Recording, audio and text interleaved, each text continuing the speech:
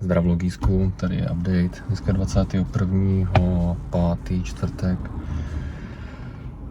Říkal jsem si, že to nějak zmáknu. A v pondělí jsem šel na procházku, 3 kilometry na procházku. Píchlo mě v té šlaše peroneální a myslím, že se z toho píchám. Takže od pondělka odpočívám a já nevím, no. Mám strach chodit, bolí mě noha a bolí mě v krku.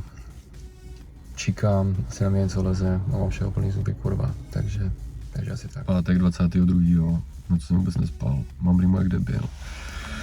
Už jsem se těšil, až se zvoní budík, půjdu do práce. Bolí mě svaly, klouby, asi mi kurva něco leze.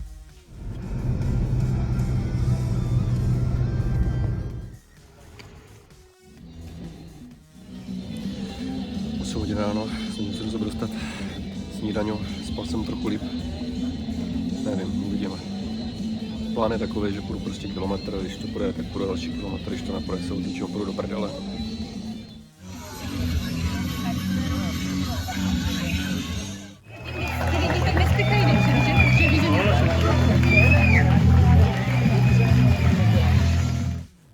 Tak jo, všetci jsou v běhu. A já taky.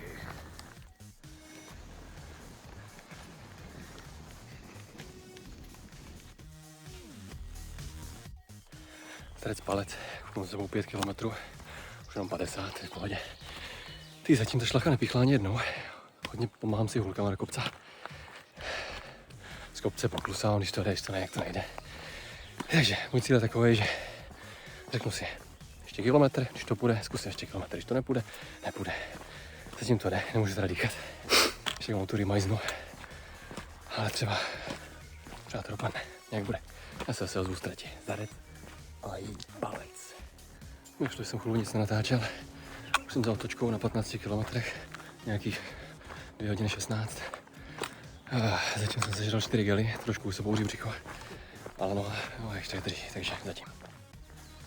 20 km, 3 hodiny přesně. Můžu dýchat, kurva. Ale i když chodím, když běhám, prostě nemůžu dýchat. Schladil jsem si hůzi.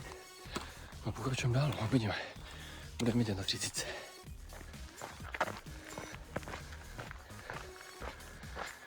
Ach, já už nemůžu, kurva, bolí mě jak sny. 22 km jenom, zatím. No jo, ale to je nádherně. Tyhle ty jsou baží.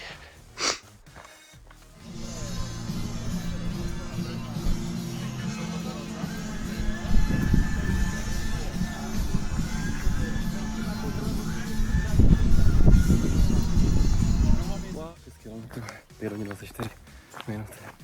Si navidím, jak kurevsky volej. Myslím, jak to dopadne, no. Pičo, au. Asi znamenávám, abych to měl autentický, až na to budu vzpomínat. Člověk má sklony si pak přikreslovat realitu. 44 v nohách, nějakých 6 a 3/4 hodiny. Ale cílem je to dokončit. Odešly mi nohy, takže prostě nemůžu chodit, ale nějakým, já nevím, nedopatření, jak to říct, mi jde poměrně dobře klusat z kopce, zatím.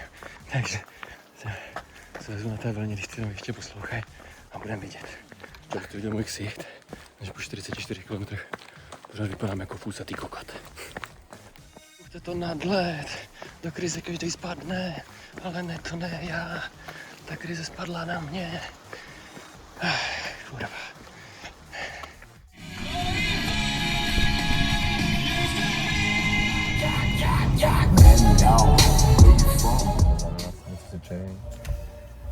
Já už jsem pak ke konci ani netočil, protože jsem si zažíval krizi středního věku.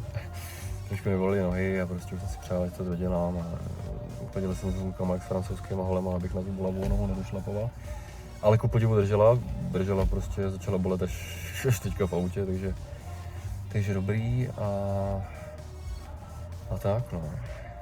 Jinak teď už to můžu říct, ale běžel jsem dneska za tým Physiozhor, takže doporučuji, napište si physiozhor.cz a tam vás dají dokupy, protože já jsem ještě tak jako v pondělí mě píchalo v noze, měl jsem tam něco bolavého.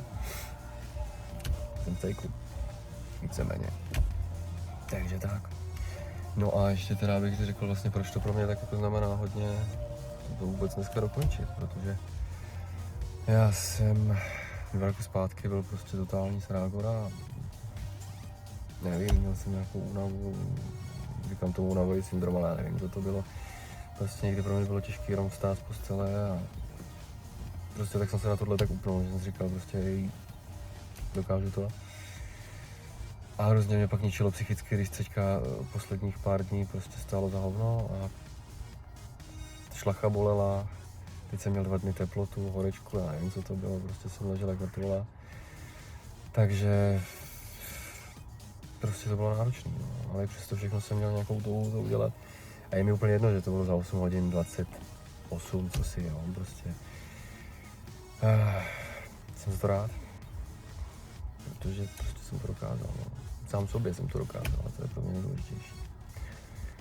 Takže tohle natáčím primárně pro sebe, až se na to budu za rok, za 2 dívat. Nebo možná dřív, protože se na ty své videa dívám, možná jedinej. Abych prostě nezapomínal na to, že když chceš, tak to dokážeš, když to máš srovnaný. A ještě jedna věc, to osvědčila se mi moje strategie, neplánovat to, prostě žít okamžikem. Prostě jít třeba 200 metrů, pak počkat, pak jít třeba kilometr. Neřešit, co bude potom, prostě neřešit, co bude. Prostě teď a pak se rozhodnout. Takže jako ráno ještě, když jsem se probouzil, tak jsem si říkal, ty vole, já nebudu ani kilometr prostě. A tak jsem to vzal tak trošku konzervativně a nakonec to dopadlo prostě, no. Takže zajec palec, příště nějaký další videa.